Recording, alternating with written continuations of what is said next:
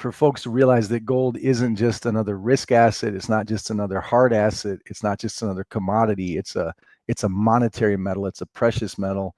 So it behaves differently, and it's behaving differently because we have a monetary problem globally, certainly in the US, extraordinary debt levels, extraordinary measures to try and maintain that debt through central bank policies, whether it's QT and QE, tightening or expanding the balance sheet, keeping rates low, trying to keep liquidity in the markets. But decades of mouse click money, decades of credit expansion have greatly debased the value of the US dollar in absolute and relative terms.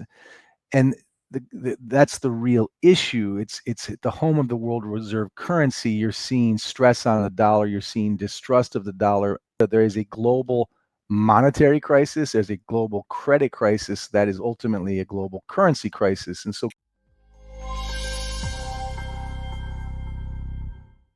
Hey everyone, and welcome to another episode of the WTFinance podcast. On this episode, I have the pleasure of welcoming back Matthew Piepenburg.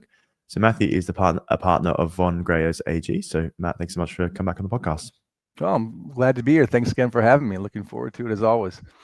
Yeah, really looking forward to the conversation. We're just talking, gold's had a massive run up, I think, despite, many of the economic challenges we're seeing globally. So it'd be interested for you to lay the groundwork of what you're currently seeing, I guess, the economy and markets overall.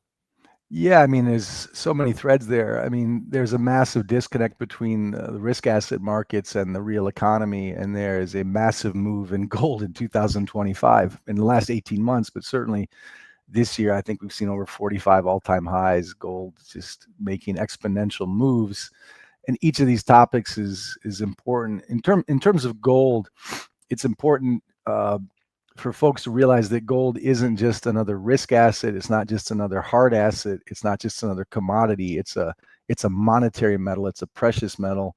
So it behaves differently, and it's behaving differently because we have a monetary problem globally, certainly in the US, extraordinary debt levels, extraordinary measures to try and maintain that debt through central bank policies, whether it's QT and QE, tightening or expanding the balance sheet, keeping rates low, trying to keep liquidity in the markets. But decades of mouse click money, decades of credit expansion have greatly debased the value of the US dollar in absolute and relative terms.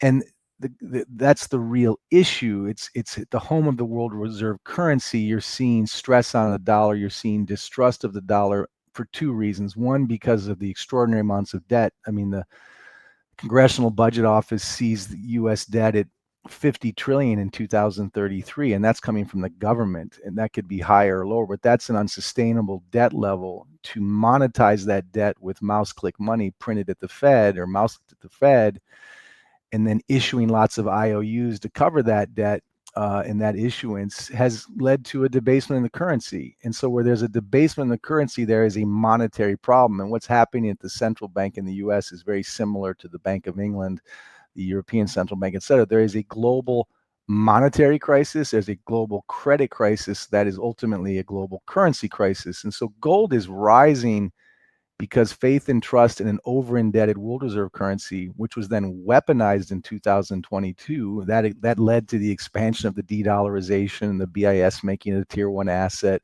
Central banks now hold more gold than they do US treasuries. So there's an objective and empirical monetary crisis, and gold is rising because it is now becoming no longer just a contrarian asset, or it is becoming a strategic asset. Excuse me, I have a cold.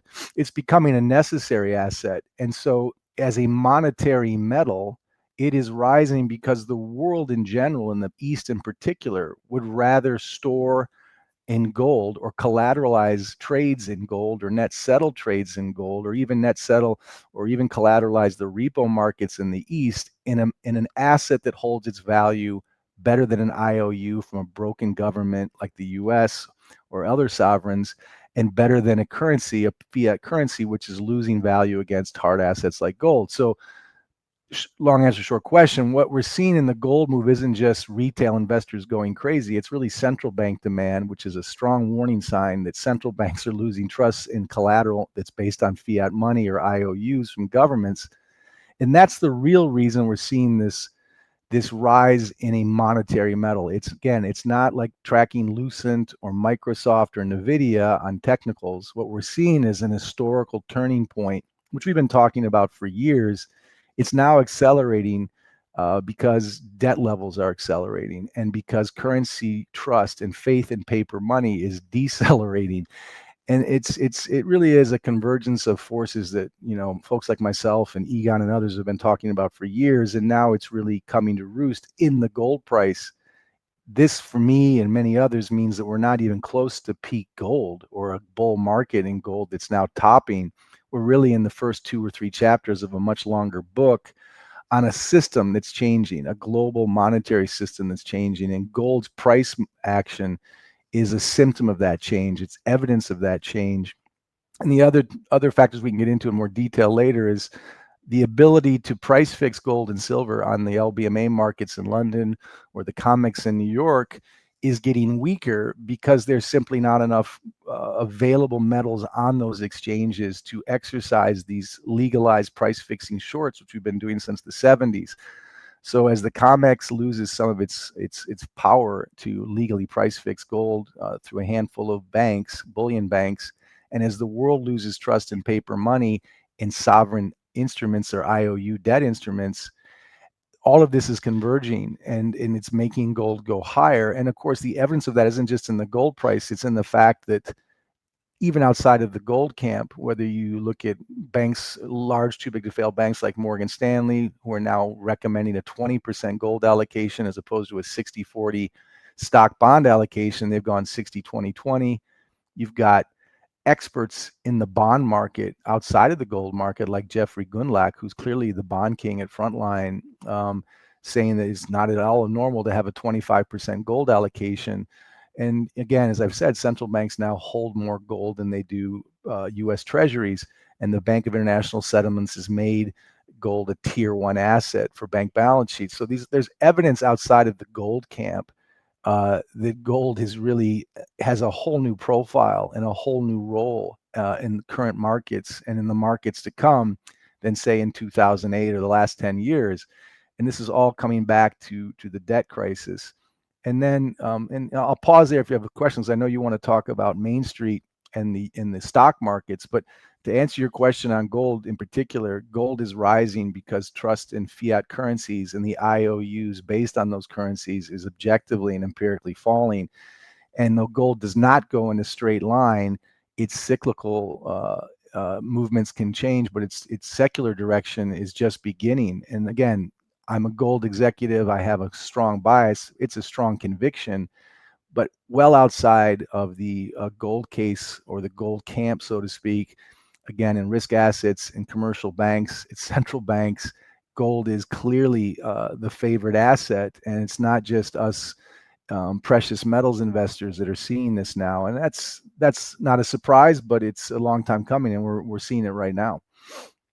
Yeah, so many great points. And as you said, it has been really fascinating, that disconnect we've seen between the markets, I guess, and the economy and Main Street. So I'd be interested, especially, the speculative markets. So yeah, if you can go into that a little bit more and what you're currently seeing there.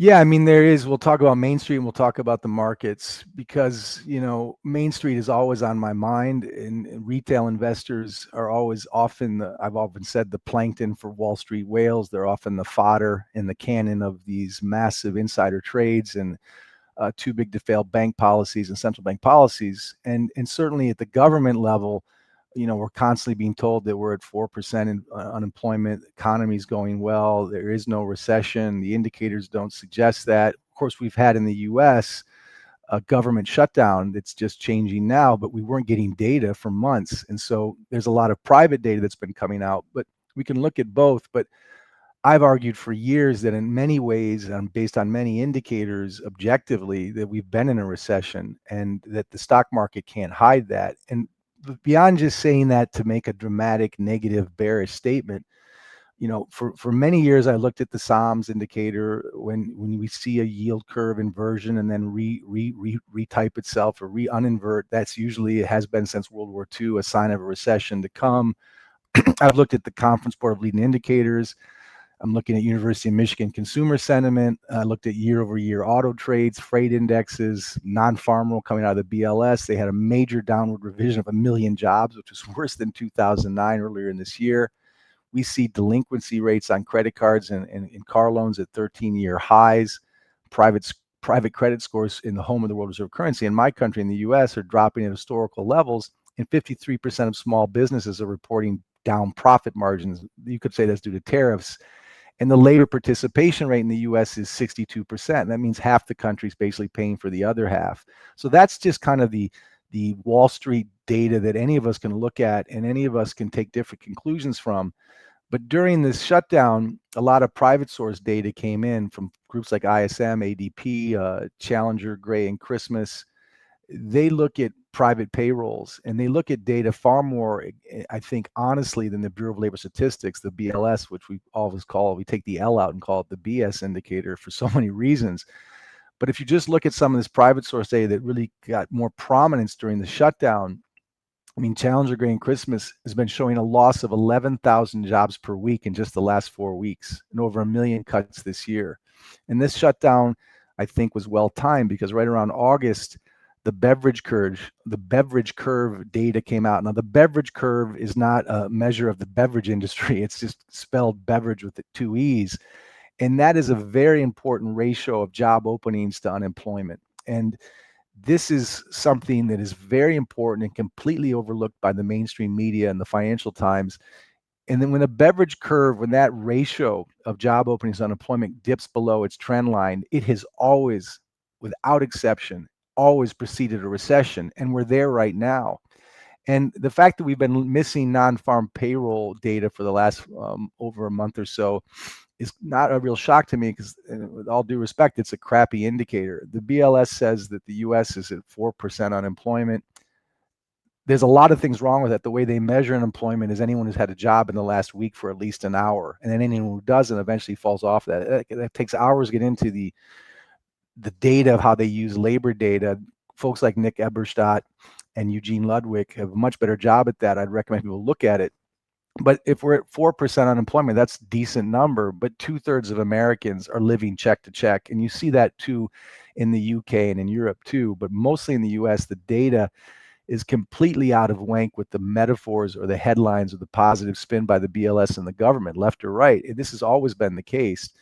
And Eugene Ludwig recently came out and said that functional unemployment in the US is really around 25%.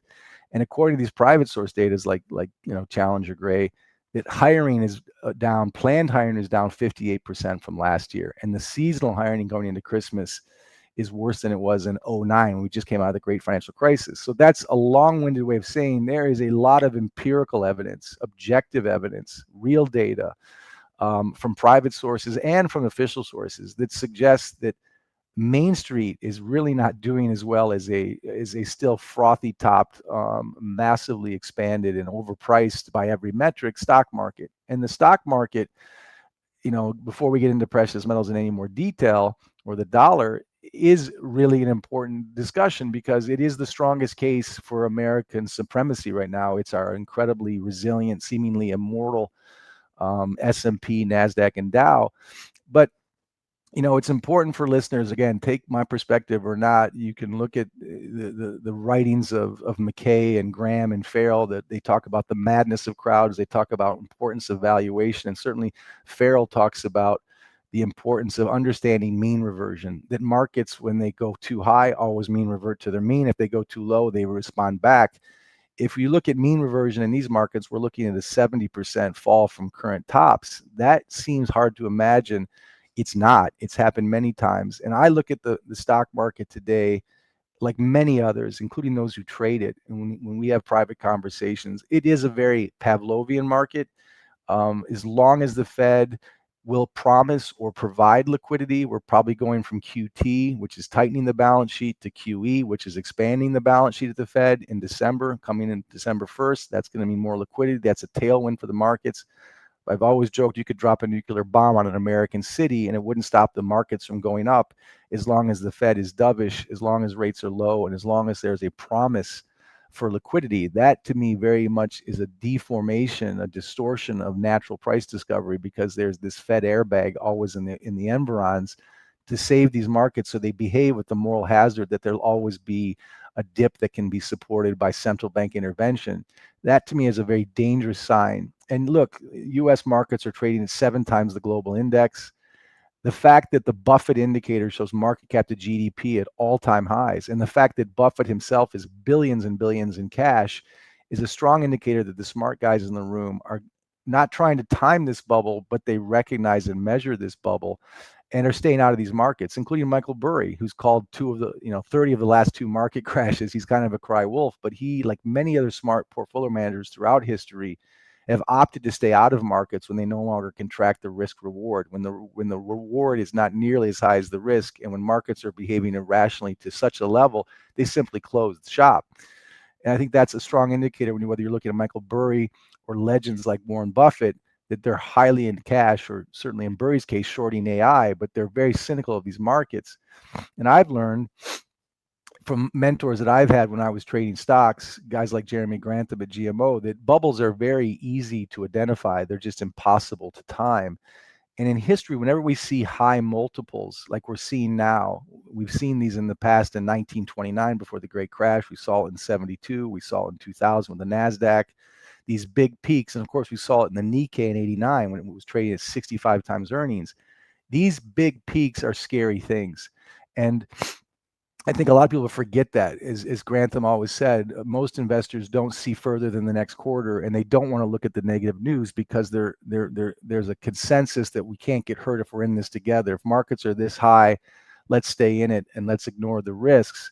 And I think that's a dangerous sign. I'm not here to time the market in Q1 of 26 or the end of 25. I can't time it. No one can. I certainly can, as many others, including Buffett and Grantham and Michael Burry, can see a bubble when it's happening. And a bubble is defined really as an extreme move upward with no fundamental valuations to justify it. So we've been in this bubble for a long time. What's the problem is when you have central banks promising to inject liquidity, the participants in the market feel that every dip is a buy, because if there is a real uh-oh moment in the markets, that they'll be okay because the Fed will bail us out again. So just bite a stick through any kind of volatility or retracements. But I think they're forgetting that the Fed is not all powerful. It's not the Oz that they say it is, and that they forget troughs. We've had 22 bear markets since 1925. And in the crash of 1929 and the Great Depression, that didn't recover its highs until 1958. In 1972, there was another market moment that didn't recover until the 1990s. The tech bubble that I traded crashed in 2000. It didn't really recover until 2011. And frankly, even the Nikkei, which was a massive disaster for the Japanese markets in 89, it took 30 years to recover those highs. So it's important not to just be gloom and doom. You can objectively look at these markets by price to book, price to earnings, CAPE indexes, certainly the Buffett indicator.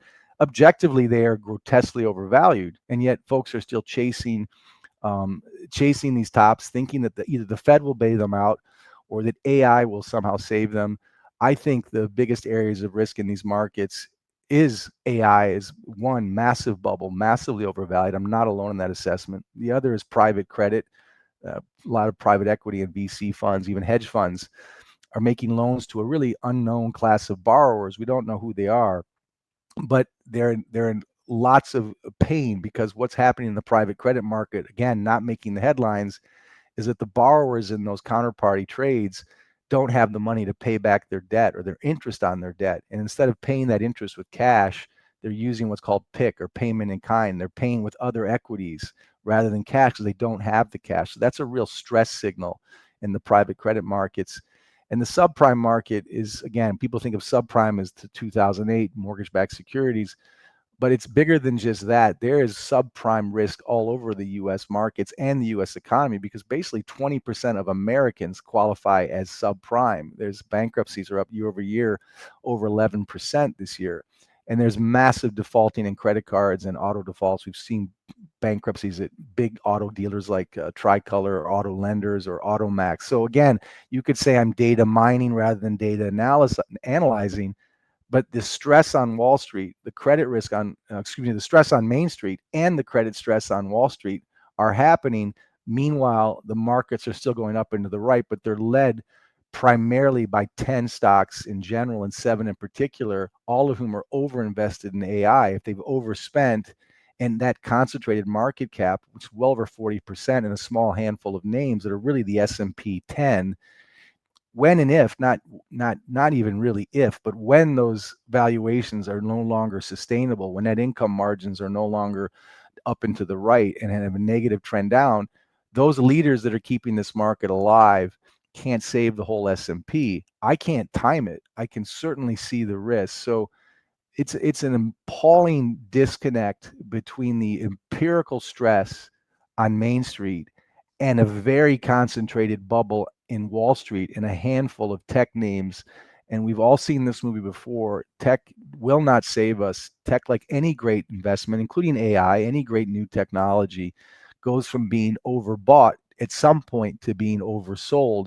And for those who think that the markets will save you or that the central bank will save you, that's a risk. And technically, if the central banks want to outlaw mean reversion in the markets and want to outlaw any kind of deep pullback in the risk assets, well, they can technically do that theoretically by printing enough money to buy those stocks or buy enough liquidity to inject in those markets to keep the drinking party going. But they do that at the expense of the currency through credit expansion and QE.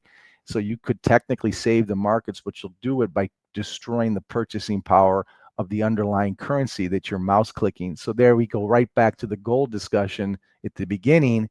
To save these markets, you can only do so at the expense of the currency. And so that's another reason why gold is in this secular direction, because there's no way out of this debt trap. There's no way to sustain these markets without more artificial liquidity. And Main Street, in the meantime, is completely decoupling from Wall Street, which is why the US has the greatest wealth equality right now in its history. That's never good for the wealthy or the poor to have that type of spread between the haves and the have-nots. Historically, that never ends well. It leads to a lot of political polarization, a lot of social unrest, a lot of disuniting of the United States. And you see that in the UK, you see that in Europe too, but at a larger extent, much more dramatic extent, you see in the US, where I just was in Palm Beach 2 weeks ago. But Palm Beach, I was also in the Midwest outside of Detroit and outside of Cleveland, Ohio. The Rust Belt states. What an absolute difference between Cleveland and Toledo and Palm Beach or West Palm Beach. Again, it's wealth inequality. It is a direct result of the Cantillon effect of inflating stock and risk assets for decades that really only benefit the top 10%, because the top 10% own 90% of stock market wealth. So all of these things are connected: social issues, market issues, Main Street issues, and of course currency issues. And when currencies are this debased, you see gold and precious metals like gold and silver rising at such a level. And then you tap on the geopolitics of how gold is really trusted more now than US Treasuries. It really is a perfect convergence for gold. And gold is not supporting our currency anymore. Gold is not backing our US dollar. We took that away in 1971. And if the central banks are not going to protect your currency, a lot of private investors are buying gold because they can protect themselves, at least, do what their constitution had promised them, but which Nixon took away, and they're buying gold. And so central banks are doing it, private investors are doing it. The problem is gold is becoming very expensive, and for a lot of people on Main Street, 4,000 an ounce just isn't affordable. And that's why we could discuss silver too. But again, all of these themes are connected, Anthony, between where gold is going, where the markets are topping, where currencies are being debased to monetize debt, and where Wall Street is completely disconnected from the man on the street. Yeah, so many great points. It does seem like we're seeing almost like a bit of the credit starting to sort of unravel a little bit. It seems like liquidity is slowing up. There's a widening, so it could get to the point where, as you said, the economy is rolling over, and that's potentially going to lead to debt markets, which will then lead to the other markets as well. Sure. I mean, a recession would be very dangerous for the stock market. That's one thing that could cause a market to pop. A spike in interest rates could be another thing to cause this market to pop. Or the Fed could come in with bazooka money, inject trillions in liquidity like it did post-2008 and certainly post-2020 during the COVID hysteria when we printed 4 to 5 trillion in a matter of months. It was extraordinary, and that will buy you time, and that will bring a V-shaped recovery in the markets. In March, March 2020, markets were down 38%. They would have gone 50, 60, 70%.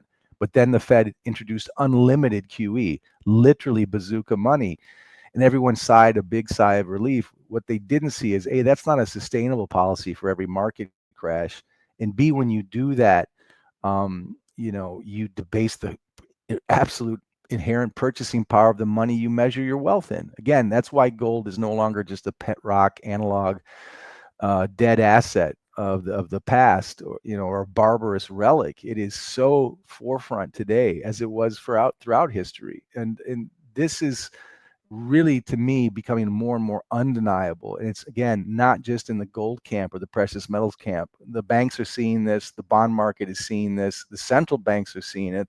The BIS is seeing it.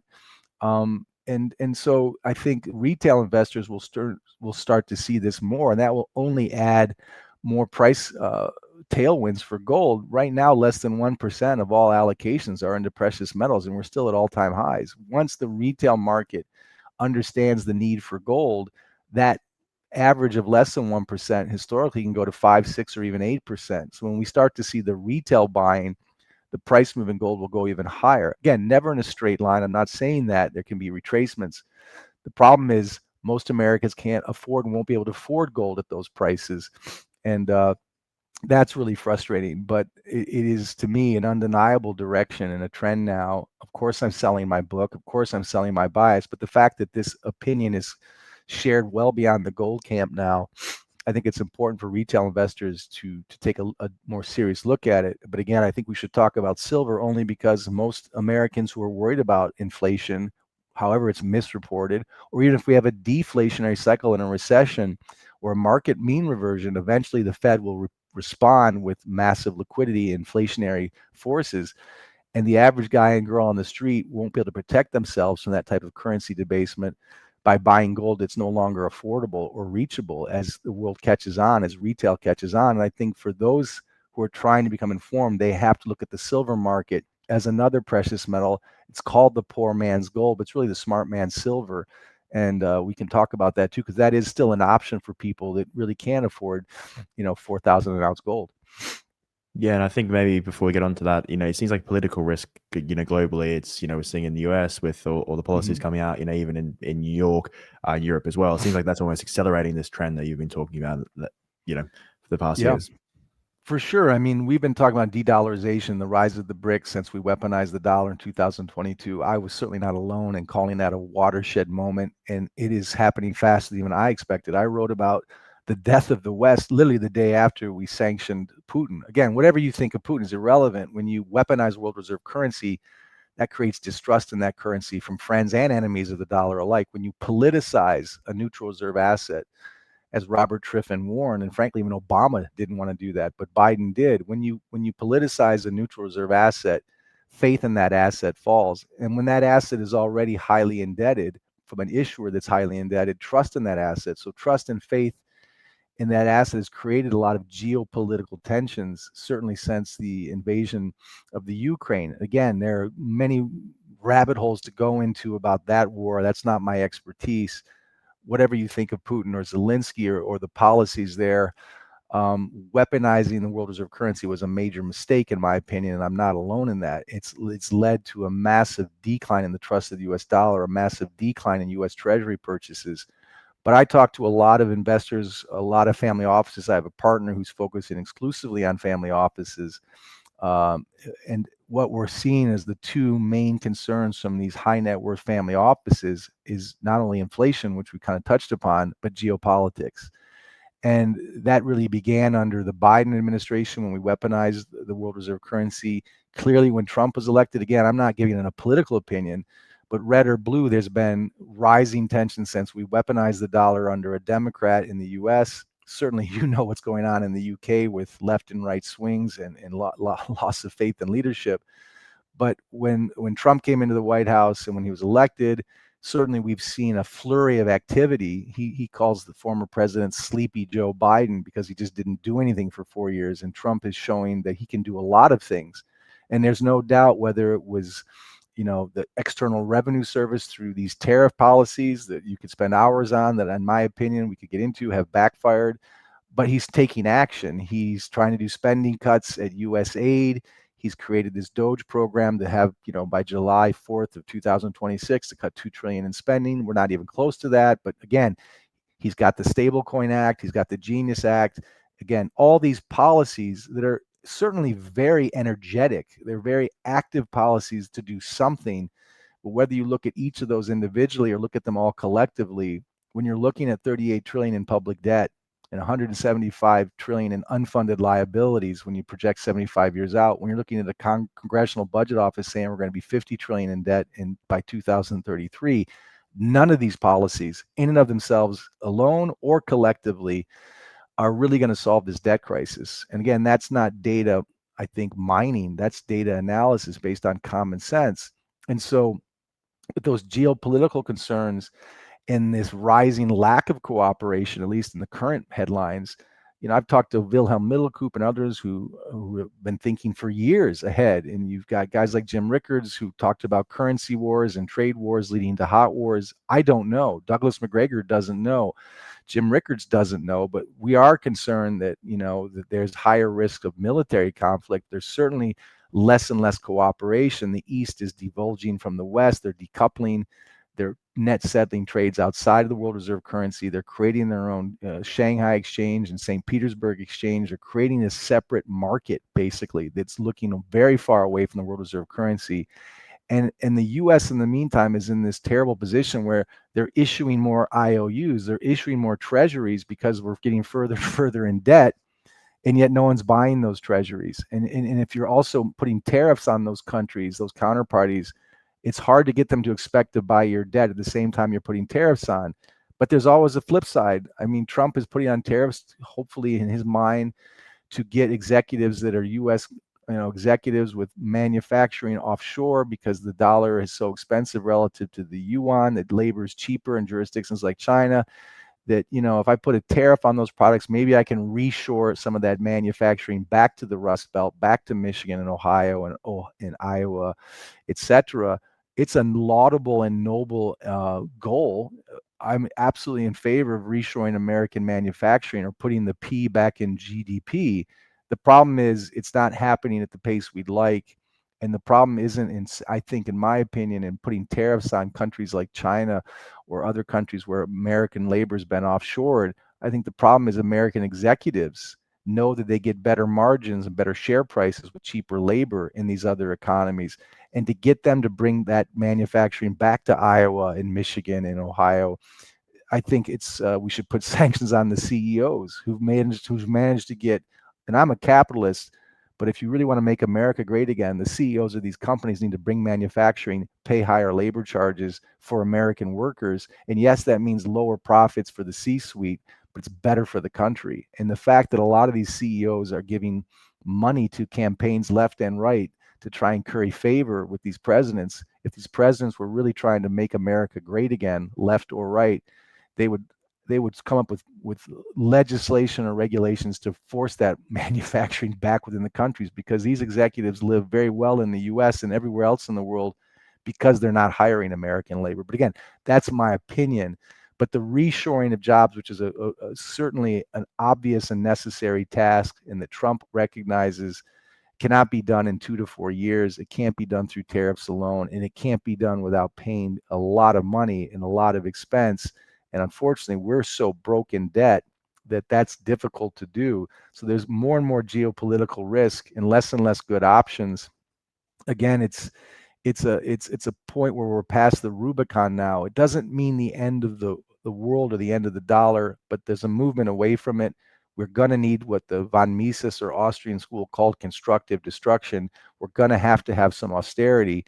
The only alternative, according to guys like Ernest Hemingway and others, is war. So it's either, the permanent ruin of inflation and war, or we deal honestly with going through the necessary austerity, the karma for living beyond our means and decades of too much debt. And again, I'm not a policymaker, and even if I were, I wouldn't have an easy answer. But we have to start by being honest about our debt. honest about the expansion of credit, honest about the sin of expanding the money supply with no collateral behind it based on any hard asset, we're never going to have a gold-backed dollar again. But I think, the other desperate acts that we're trying, in addition to Doge and USAID, is revaluing gold, revaluing our gold certificates at market.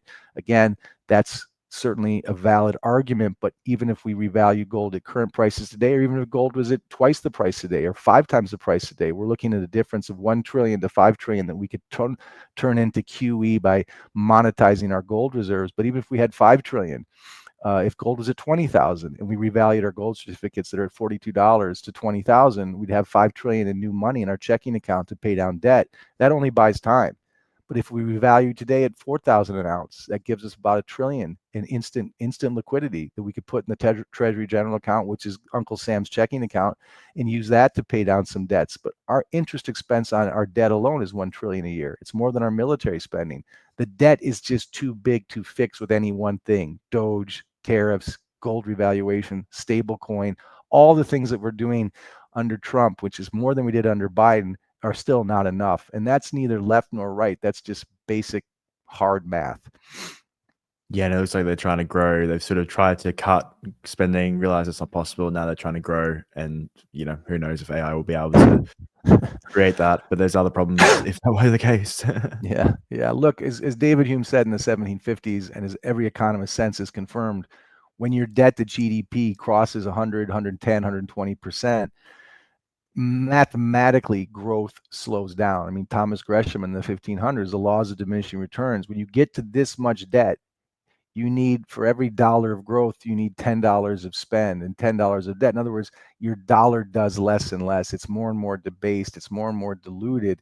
You can't grow your way out of this crisis because the debt is too high. So you can't grow your way out. You could try to reduce your spending, but entitlements, military spending, and interest expense on debt is 120% of our tax receipts. 6 years ago, it was 60%. So in other words, we don't have the tax receipts and the GDP to grow our way out.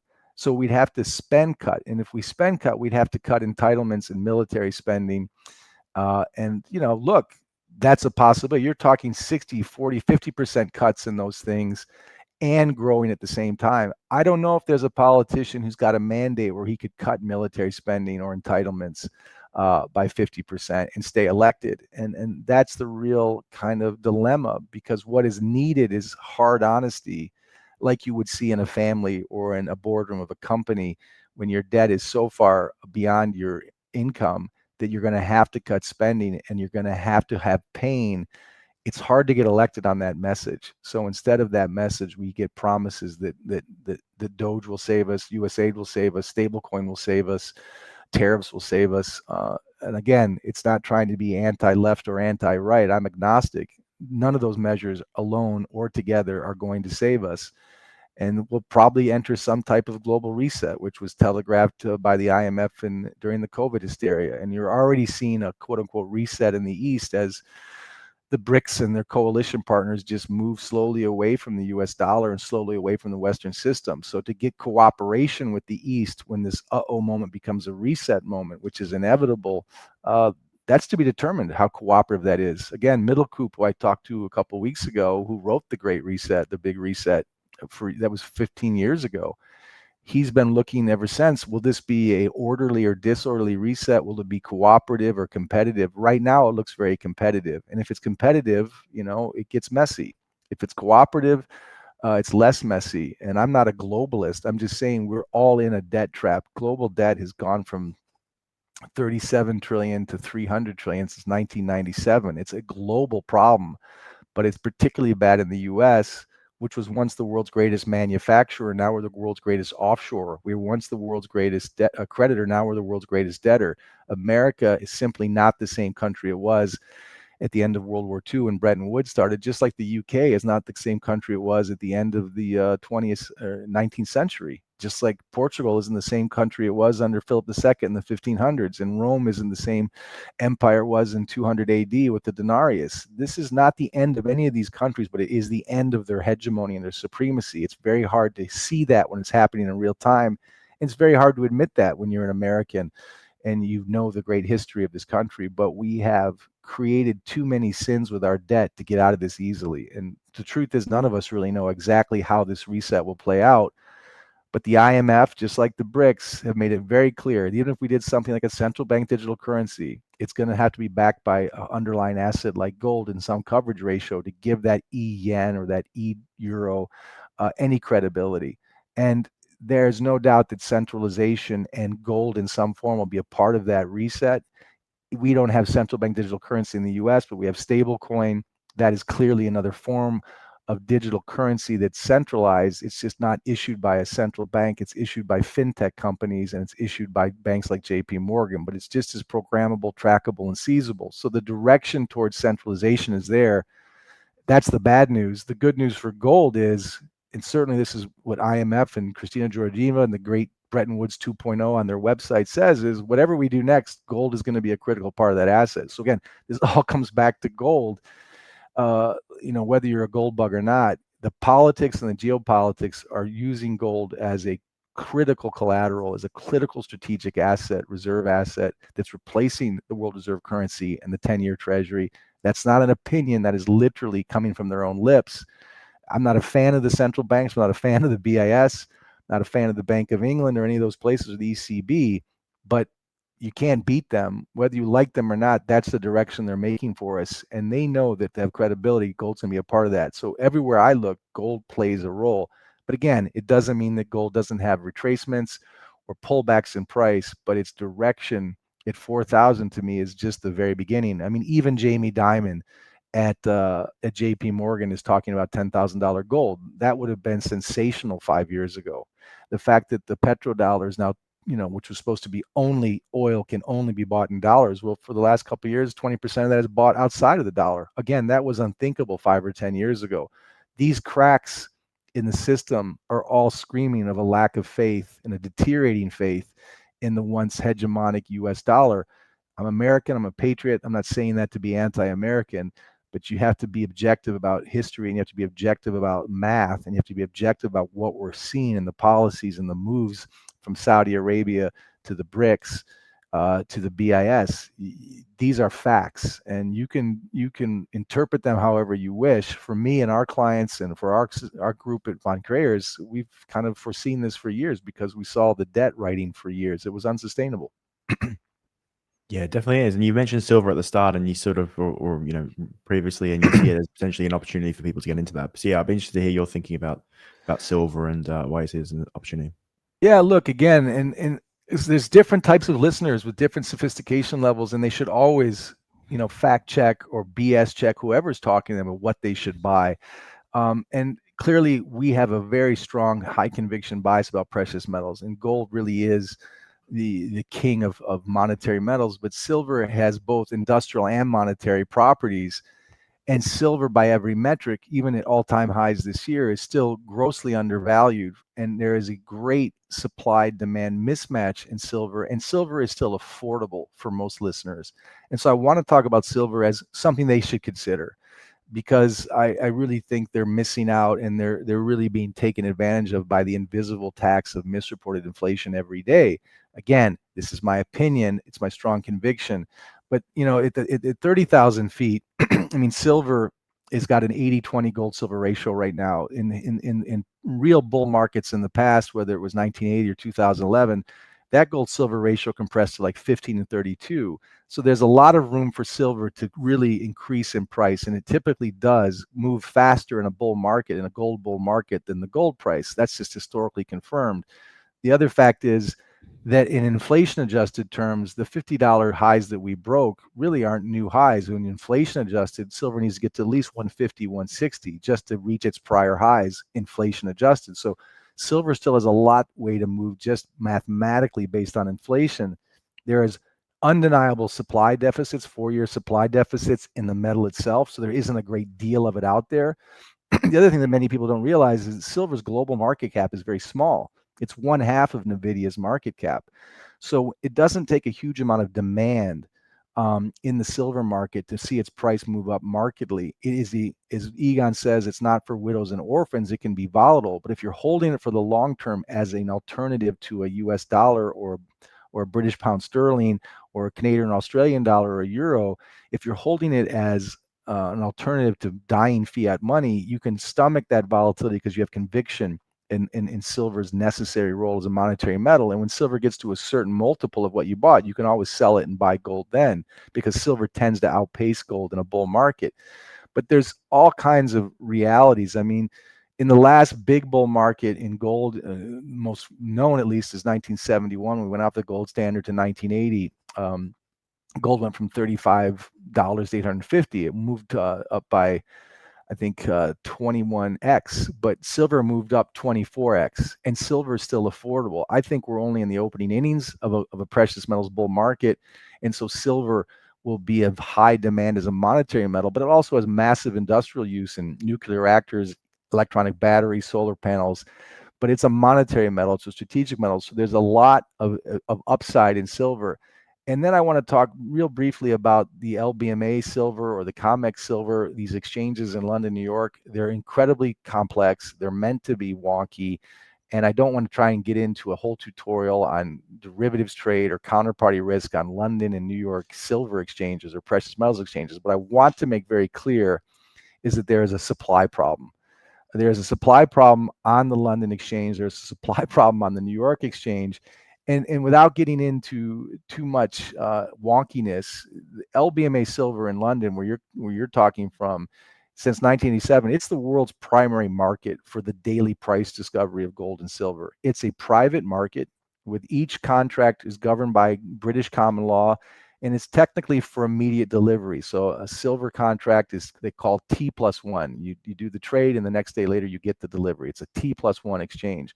What we've seen in the last year is really T+8 weeks. In other words, there was no delivery when needed because, well, the headline said because silver's heavy and we couldn't find enough trucks. The real reason, and I'm going to just say it out loud, is they didn't have enough silver to meet delivery. It's a first in, first out exchange. It's very different than the COMEX, which is more of a hedging platform. Its rules change to suit the exchange. It deals primarily with futures contracts in New York. It's much more of a leverage place. But what's interesting with respect to silver and gold, but when we're talking about silver, whether it's in London or New York, they literally don't have any silver in free flow, any silver available because there isn't enough supply. And when you have a very tight supply and rising demand, anyone who took high school economics knows that pushes the price up. You know, in October of this year, the LBMA market in London literally seized up. It didn't have any silver. It said it had 790 million ounces in a vault, of which 650 million were earmarked towards ETFs, so it wasn't available for delivery. It was in ETFs. And there was another 140 million ounces available, but they didn't offer that for liquidity. They needed to bring another 50 million ounces to inject it. And again, they blame that on worker and truck shortages. But today, that LBMA market is still trading promissory notes at a rate of 700 million ounces, but they only have 50 million ounces for actual delivery. So I'm saying without drama that the LBMA silver market is tapped out. It's literally tapped out. And again, without getting wonky, in my whole career, the lease rate in the cash markets for silver was always around 2%. Now it's at 5%. This is unheard of. And without getting wonky again, what they call the global free flow, the global availability of all silver on these exchanges is 36.8 billion. That's a very tight supply. And so what I'm saying is if you can get some silver at these current prices, even if they're at all-time highs on a nominal basis, that's a heck of a lot cheaper than the gold price for many investors. And it's an opportunity.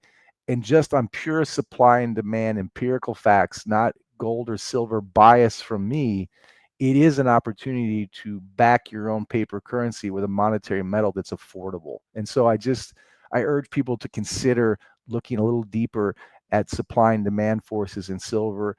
Again, it's got such a tight market cap. It doesn't take a huge increase in retail demand to push the price up. But more importantly, it will hold its value even in volatility better than your fiat currency from wherever you're listening at this recording from. It's certainly in the US, but it's a deliberately misunderstood asset. And for years, Wall Street has tried to push precious metals off as pawn shop assets. They've deliberately tried to downplay it because rising gold and silver is a direct embarrassment and threat to fiat money that's dying. And so they pushed it off. But for 25 years, gold's outperformed the S&P in total return, and yet no one's talked about it. Now, Morgan Stanley and other banks have to talk about it because their clients are pushing for it. And so again, these are empirical, objective realities. You can again draw your own conclusions. If you're holding gold and silver for the right reasons, as a store of value, as an alternative to dying fiat money, and you hold it long enough to really see multiples in price, you can handle the volatility, especially in silver, with confidence. And I do believe, as many others inside and outside of the precious metal space believe, that's probably the most undervalued asset you can buy right now. And I really want your listeners to take a real deep look at silver. Yeah, really important message. So, Matt, thanks so much for coming on today. Really appreciate your time and sort of all the different places we've gone into. As you said, you've been talking about this message for quite a Yep. while, but it's actually coming to fruition. So it's Yep. showing that things are changing and to be aware. But my last question is, what is one message you want people to take away from our conversation? It's a message I always say is, and I mean it humbly, I really do. Get informed, get your own opinion, don't have emotional opinions. Information is power. It's just as valuable, if not more valuable, than gold and silver.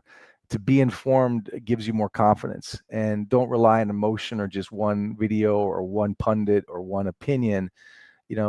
Fact check your own, but there's, as Kennedy said, there's something immoral about abandoning your own judgment. And it's great to have your own judgment. Just make it informed. Do your own work. You don't have to get an MBA to do this. Just take notes, look at things carefully, fact check, make your own conclusions, what you think is safe. We didn't get into the rabbit hole of crypto or Bitcoin. There's plenty of other anti-fiat arguments and solutions. We could spend hours on that too, but get informed, check everything, be critical, but get informed. That's power. That's my last message, I suppose. Yeah, great message. So thanks again. If anyone wanted to find out more about your work and what you do, where would the best place for that be?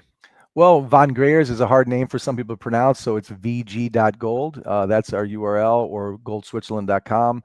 All of the articles and interviews like this are there. We have great advisors. Obviously, we've got Egon Von Greyerz, who's the founder of the company and an icon in the gold space, but we've got Alistair McLeod as an advisor. We've got Grant Williams as an advisor. Ronnie Sturfula is an advisor. That's some pretty hefty thinking, and so we've got really good mentors and good advice, good articles, good interviews. You don't have to be a client to read about not just why you should own precious metals, but how you can own precious metals. It's all free advice on the website, and come there and take a deep dive and get more informed. Yeah, great, perfect. I'll put in the description below, but thanks again for your time. All right, buddy, talk soon. Hey everyone, thank you for listening. I really appreciate the support. If you've got value out of this, I'd really appreciate it if you could like, subscribe, or comment, good or bad feedback. I'm always open to that, but it really helps with the channel. As I said before, only about 14% of people actually subscribe to this channel. So if you were to that, it would really help. It could mean we could continue to grow. If not, thanks for watching and see you on the next show. And you also might like this video right here. All right, thanks again.